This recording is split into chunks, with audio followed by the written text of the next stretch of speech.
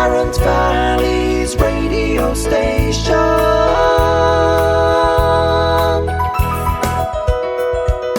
Valley Park Radio.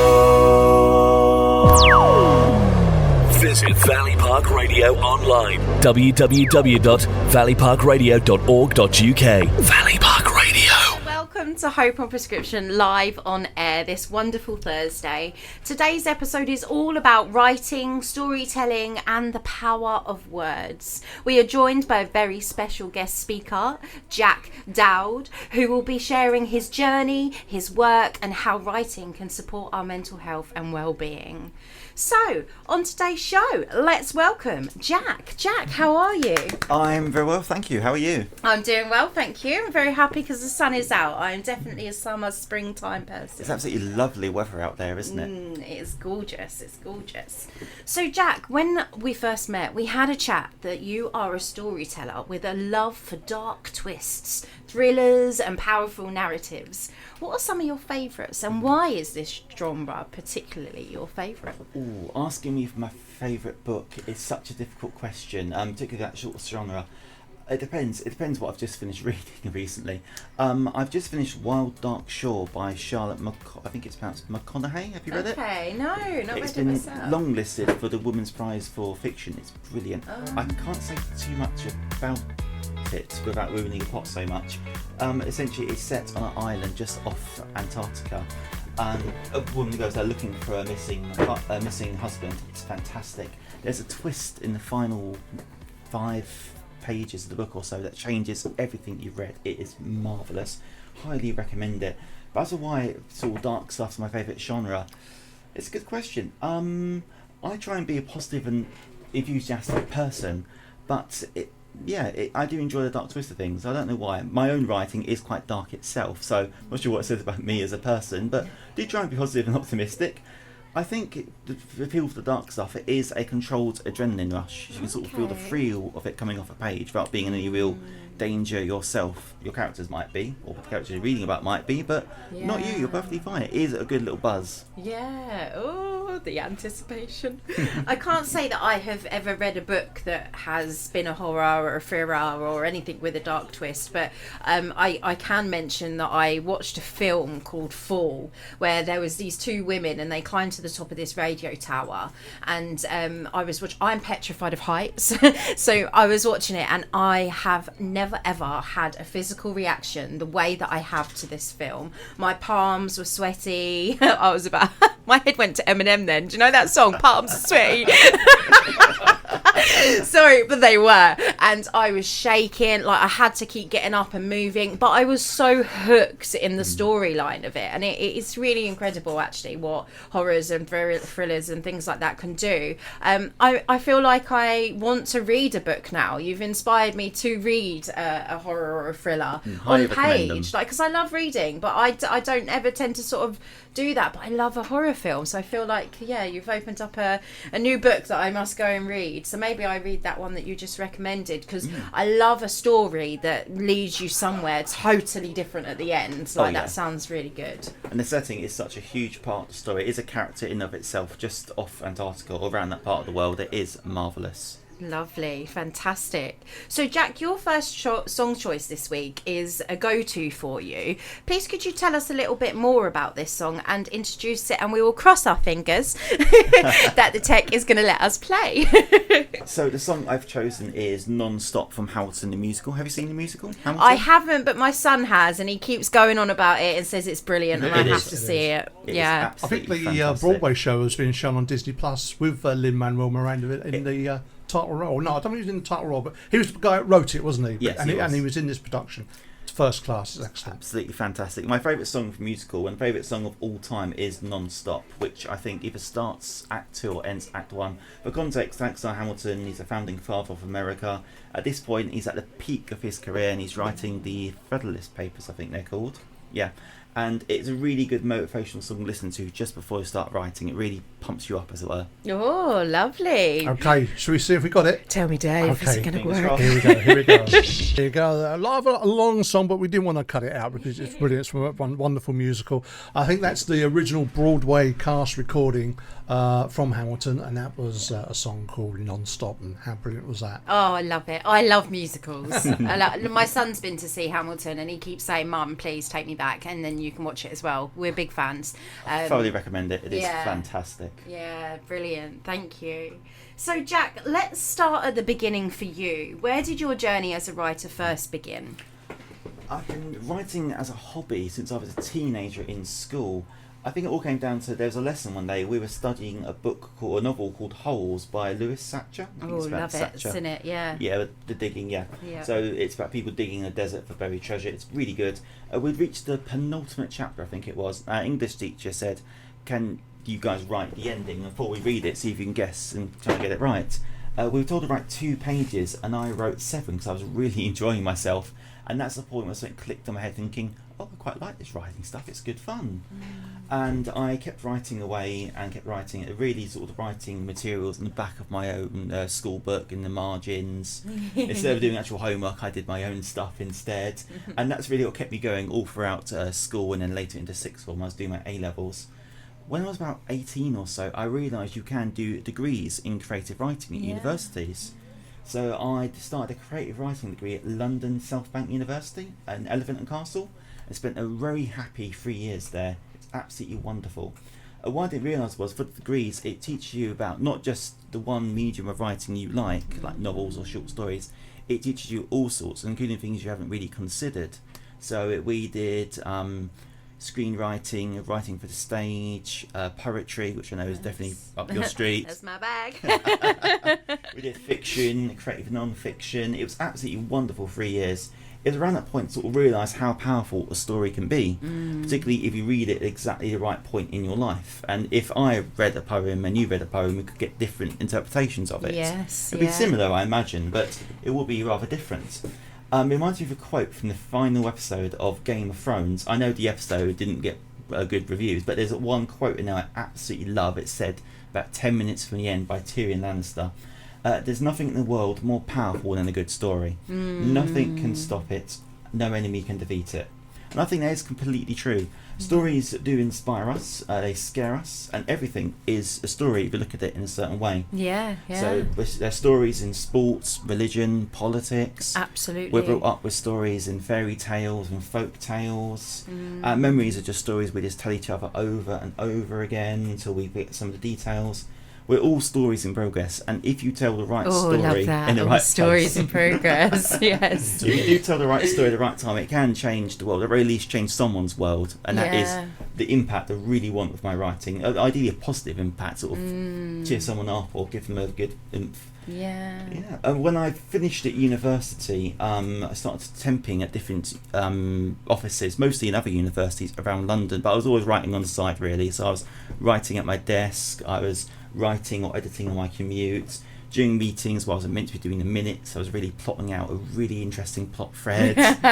Cheeky. I quickly learned, if you've got a Word document in front of you with sort of annotations coming off it and you're working really hard on it, people think you know what you're doing and they'll leave you to it. It's a wonderful bit of camouflage. Thanks for that top tip, Jack. No, but yeah, one of the things I really wanted to do was publish a novel, which is what I'm working on at the moment. Ooh. I did self-publish my own novel in 2018, but that was self-publishing. I want to get a novel traditionally published. Fantastic. I finished my novel, or a novel, last year. It's called The White Wasteland. It's a horror novel set in Antarctica.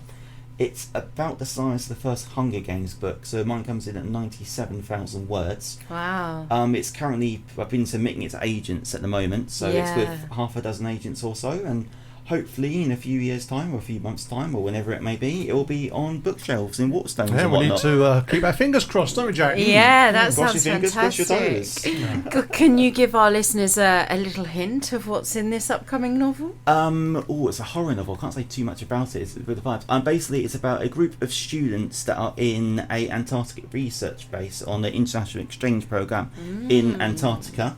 They have a communications outage, and things go horribly, horribly wrong. But I won't say too much more about it. Well, I do hope your characters have coats because it sounds cold. It definitely is. Cold. That is so inspiring, honestly. Like the thought of putting 97,000 words, did you say, onto paper? Wow, that's incredible and incredibly inspiring. Thank you. So the books that you do already have published, where can our listeners go to them? How can we find them? So if you go to Google, any other search engine, type in Jack Dowd writer, you'll come across my website and everything is listed on there. As I said, I'm a bit of a dark writer. They do tend to have dark twists in the story, so just be aware, general trigger warning. Yeah. If you go on my website, there's a tab called Publications. They should all be listed on there, anything I've had published. Some of them are behind paywall, some of them are free to read online, so please do go ahead. Wow. There was one short story you can get on Amazon, it's called Cheetah's Run. It was a runners-up in an international writing competition Wow. Oh, congratulations. Yeah, from absolutely. British Columbia in Canada, so it's Yeah, wonderful. fantastic. But yeah, Oh. it should be all be on the website. If you're interested, to go on there, Google Jack Dowd writer. I should be the first one that pops up. Just have a little look. That is fantastic. So, listeners, if you like a dark twist or a thriller, then go ahead and check out the incredible work that Jack has been doing. So, Dave, could we please skip to our next song? And this is another choice of Jack's this week, and it's one of my favourites. Yes, it is. This is by an artist called Rusted Root, and the song concerned is called Send Me On My Way. That's a good song, Rusted Root, that is. It's from an album called When I Woke. The song itself was called Send Me On My Way. How lucky can one guy be? I've switched off the BBC and I've tuned in instead to Valley Park Radio. The music they play is fine, it's just like a vintage wine. So I'll stay here in bed with Valley Park Radio.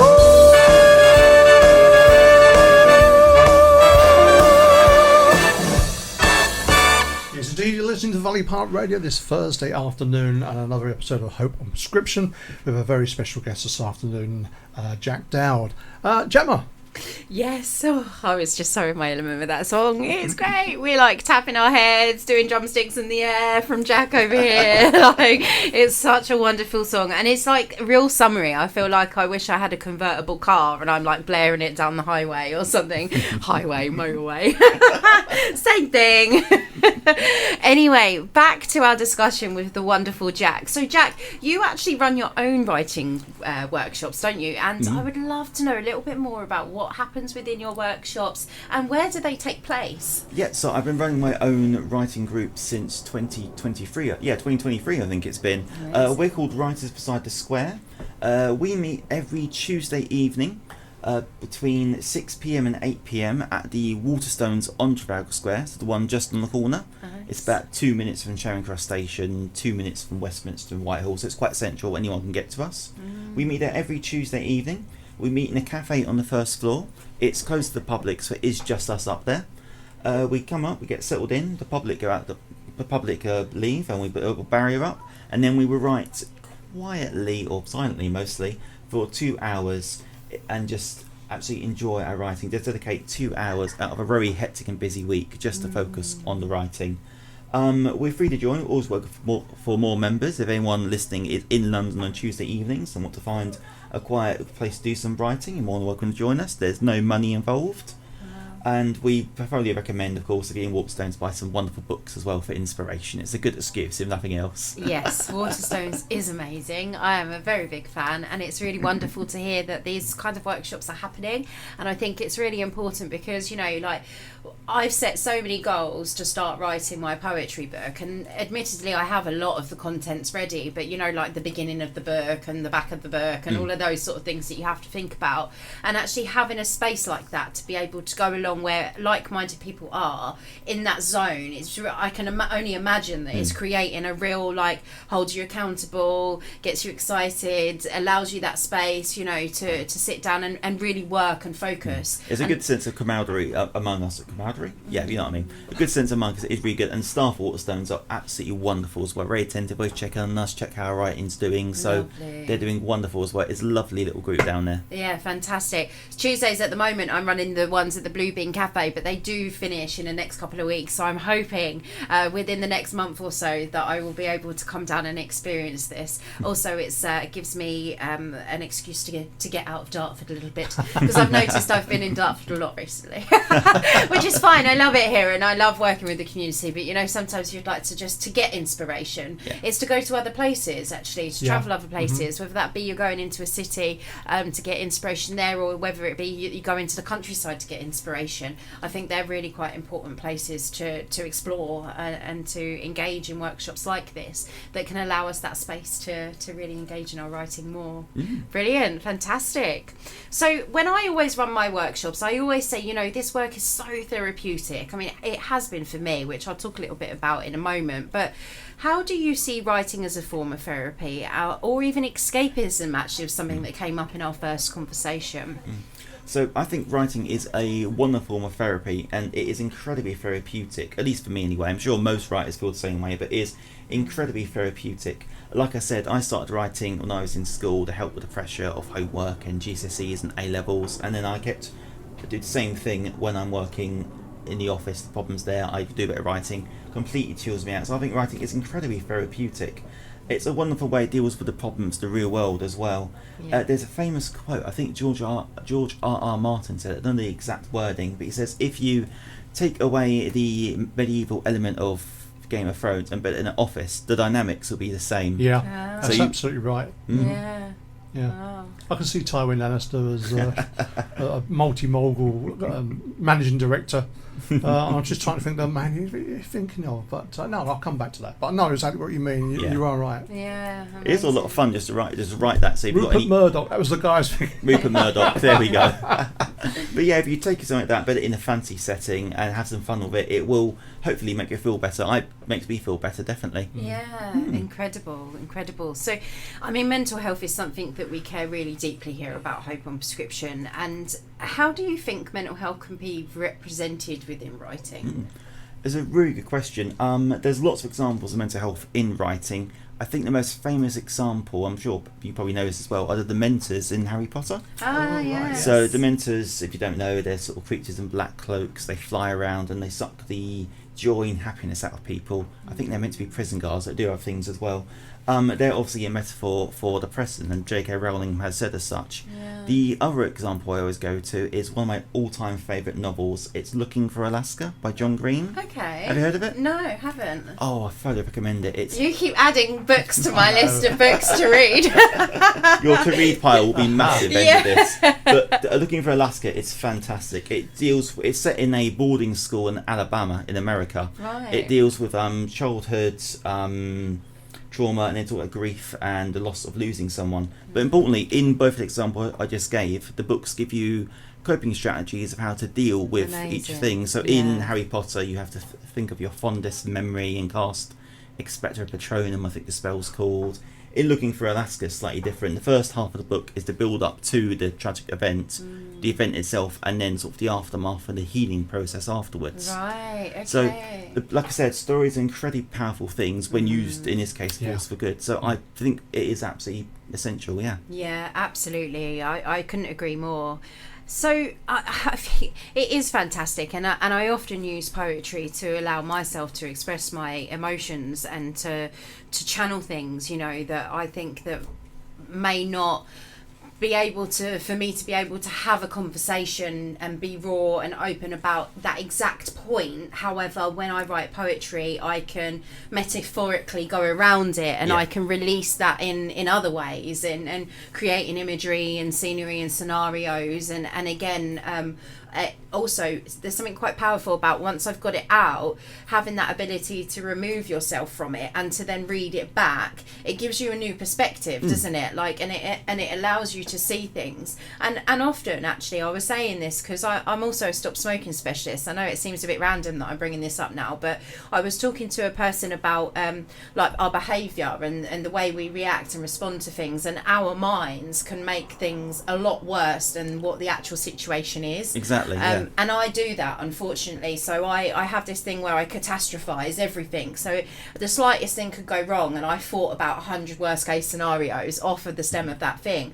But I am also generally quite a positive and hopeful person. So, but what it is I go through that negative process before I'm able to get to the positive. Because once I've offloaded it all, probably had a good cry, I then sit there and come back at myself like I'm a cheerleader. But like, but hey, you know, you can get up and you can figure this solution out. And it's like, for example, I'm a community interest company, so everything that we do is through fundraising, raising money through grants and all things like that. And yesterday we got a bit of sad news that we couldn't get a couple of grants that we'd applied for. Oh. Nothing to do with the project, but it's just at the moment it's a real challenge for fundraisers and grants and everything like that. But I found myself like, oh my god, the whole thing is just not going to work anymore. Do you know what I mean? And I was like, stop being so silly. Like you don't need to go as wide. And I actually wrote a really short poem. And I thought I'd share it with you today, but this is where my brain went, and after I read it I just sort of smiled and walked away from the problem. So it was actually so beneficial. But this was what I said. I'm alluding and deluding, it's proving confusion. Am I approving or am I choosing? I'm just scared of losing me.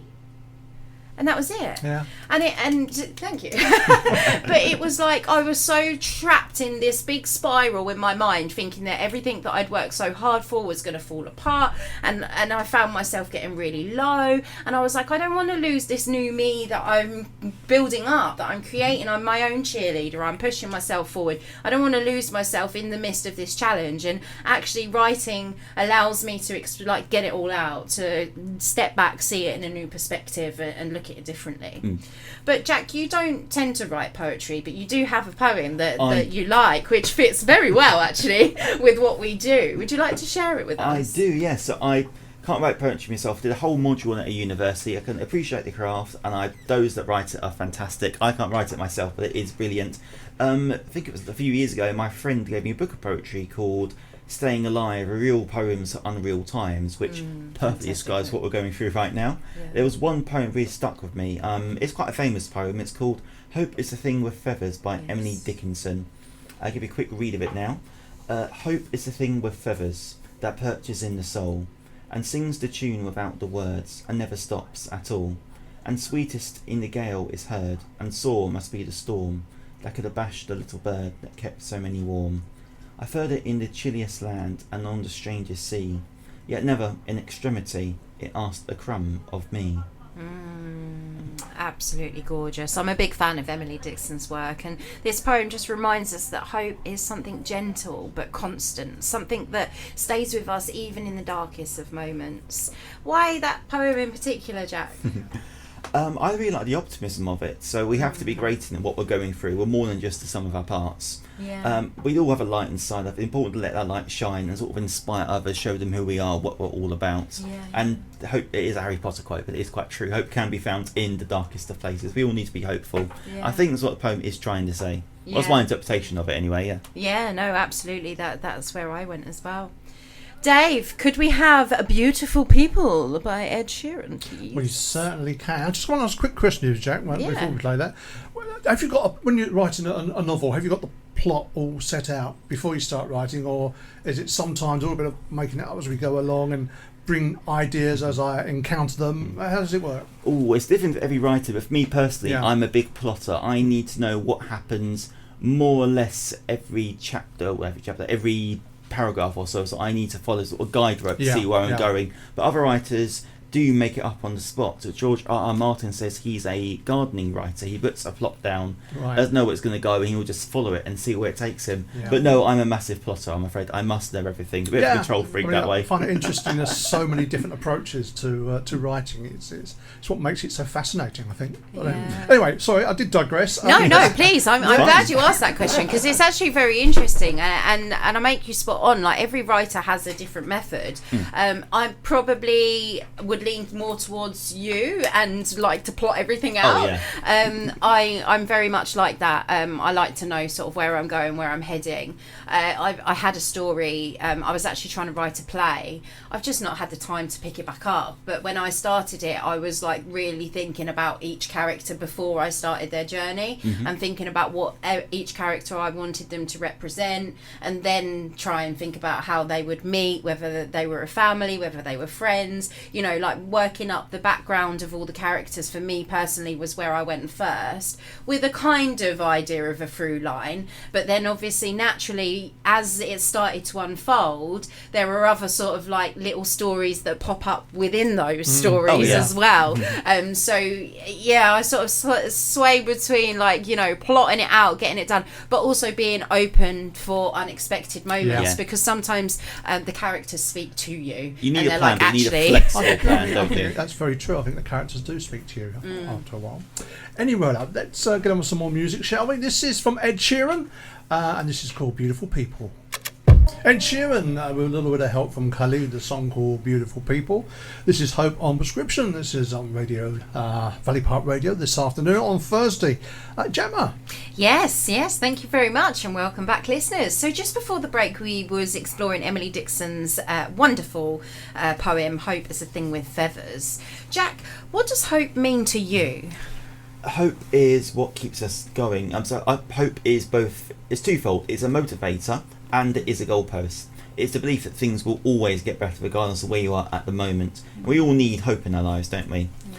Whenever I think about hope, it always thinks of expression. Someone said at work once, a few years ago now, not where I'm working at the moment, it was a training session, and they said, shoot for the moon. Even if you miss, you'll be among the stars. And I unironically love that one. Oh, I do. Absolutely do. That's gorgeous. I feel like I need to put that on my fridge, actually, to especially my kids. One of them's going through GCSEs, the other one's transitioning into secondary school very soon. So I feel like that's a very appropriate quote for the time that they're going through.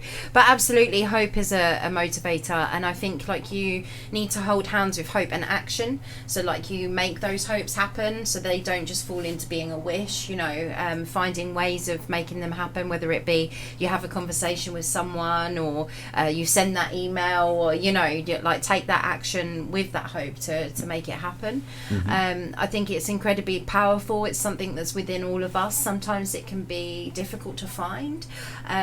If you was to give our listeners some advice on how to find hope, what sort of top tips would you go to for yourself? To find hope, a few tips, suppose. Very good question, actually. I put him on the spot.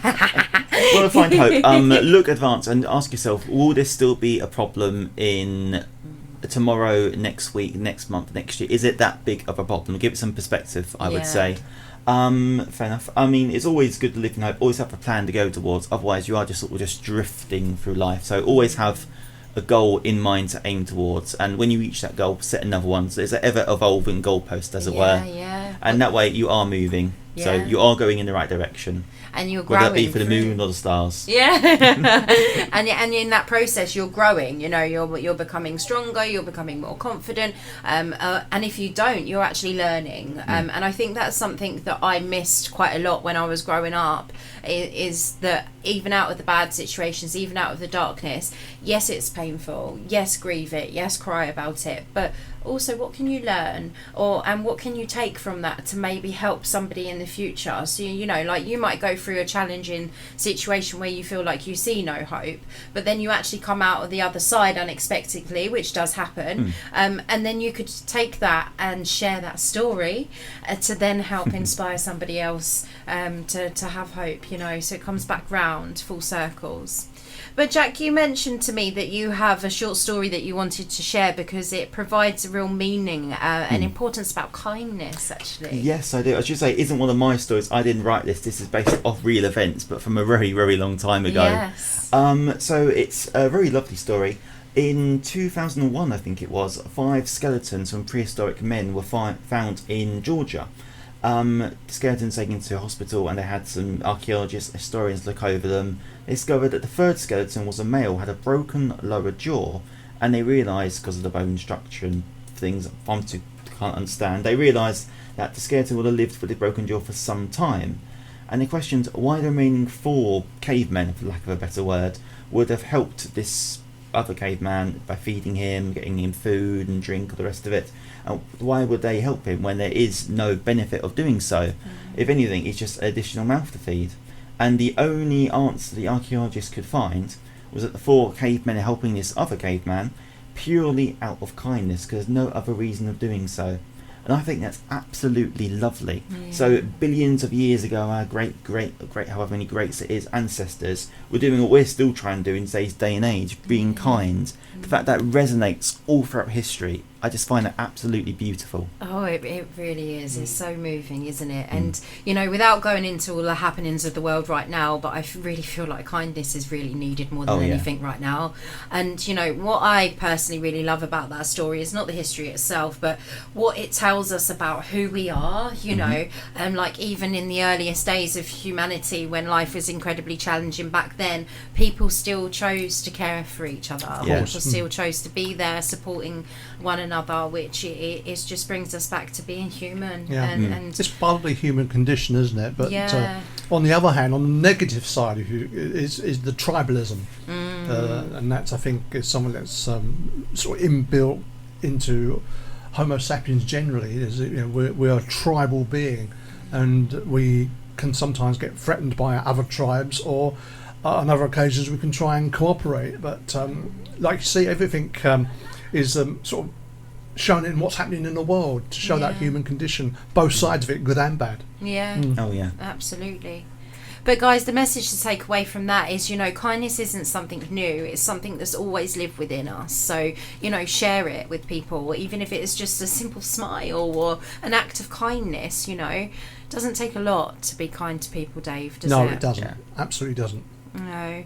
If today's conversation has inspired you guys from the things that we've been talking about, you know, the dark thrills or finding hope in difficult times or kindness living for generations and generations, why not write something yourself? Why not feel inspired? It might be a thought, it might be a feeling or a memory or even just a single sentence. If you'd like to write it down and share it with me, please do, because I'm always very interested to hear what people have to share in what they've written. You can send it over to info@hopeonprescription.co.uk. Alternatively, you can come along to one of my Writing for Wellbeing workshops. So we've got a gentle welcoming space to simply just be, to be present, to write, to interact with some writing prompts and some poems, or maybe you just want to come along and to just listen to what we have to share. You're absolutely more than welcome to do so. Jack, you've actually attended one of our workshops in Leipzig recently. How did you find it? Yes, I went to one about a month and a couple of weeks ago now in Castle Hill in the Blue Bean Cafe. It was absolutely wonderful. It was brilliant. We came in, we all sat down, nice calming atmosphere. We're given some poetry prompts to work from, and I was saying earlier on, we all read the same piece, all had different reactions to it, different spin-offs from it. I highly recommend it. It was absolutely brilliant. It was a nice, calming, positive atmosphere, wasn't it? Yeah, I do love them. Yes, thank you. That's really kind to hear, actually. But I really do enjoy them myself. I'm facilitator and I'm having a great time. So, Can't ask for anything different. So there's only 2 of those sessions left currently. The ones in Ebbsfleet, yes. Yeah. There's only 2 left at the moment, but we are conversations in the background. Good. Might be able to get some more funding. Super. Yeah. Fingers crossed. So, could we please go to our next song that Jack has chose? Is it punk rocker? Have I got that right? It is, and it features Iggy Pop. So enjoy. It's by Teddy Bears. What's that the name of the song? Teddy Swims, is it? No. Punk Rockers, the song, Teddy Bears, the artist. Oh, it is Teddy Bears. Teddy Bears, I wrote Teddy with Swims. Iggy I got Pop. that Here we wrong. go. Well, you can definitely hear Iggy Pop's contribution to that. That's the Teddy Bears, and that's a song called Punk Rocker. Lovely, lovely. So we are coming to the end of our show today. No, I love being here and I've really enjoyed it, and it's been really wonderful to get to know all about you, Jack, and thank you so much for coming on to today's show. So just before we do go and say goodbye, you know, where can listeners get in touch and view your work? So if you want to view my work, I'm quite active online. You're more than welcome to come to the writing group. So it's every Tuesday evening at the Waterstones at Trafalgar Square. More details on my website. If you go to Google, type in Jack Dowd Writer, you can find my website. I'm active on there all the time. I've also got a Facebook page you can follow. Again, just go on Facebook, put in Jack Dowd Writer. And I'm also on LinkedIn as well. You want to talk to me, any opportunities, anything like that, just Google me. I should be there. Fantastic. Thank you so much, Jack, for coming on today's show. No problem. Yeah, Thank and the you. best of luck with the book. Yes. It's intriguing. Horror in the Antarctic. Yes, Okay. Thank you for having me. It's been wonderful. No, it's good to have Very you. Thank you very welcome. much. So, listeners, before we head on out, I'm just going to plug the fantastic workshops for you that are happening around Dartford if you'd like to come and join.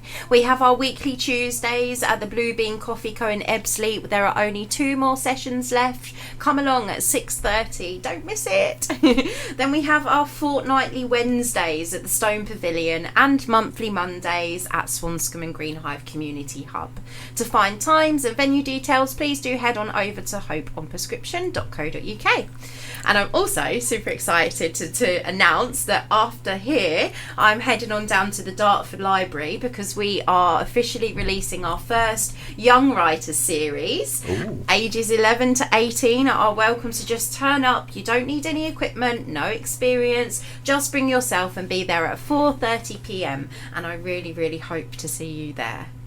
Dave, you're off on holiday. I am. We're not going to be here. I know, I'm sorry. Yeah, I'm going down to one of my sojourns down to the West Country. My sister lives in Devon. And Yes. the weather, if the weather keeps up like this, it'll be fantastic. Oh, Anyway, yes. so watch out for when we're going to be back. I can't remember the actual date we are next week. It's Have you got it? not Wednesday. We don't do Thursday, it Wednesday. Thursday, It's Thursday, the 30th of April. My goodness me, a long wait. Okay. Well, thank you, Gemma. Thank you very No, much thank indeed, you. Jack. As I say, best of luck with the book. Thank you. And we've got an hour of non-stop music on Valley Park Radio, and then after that, it will be the classic show with Foxy. So see you soon. Ta-ta. Bye. Take care, everyone.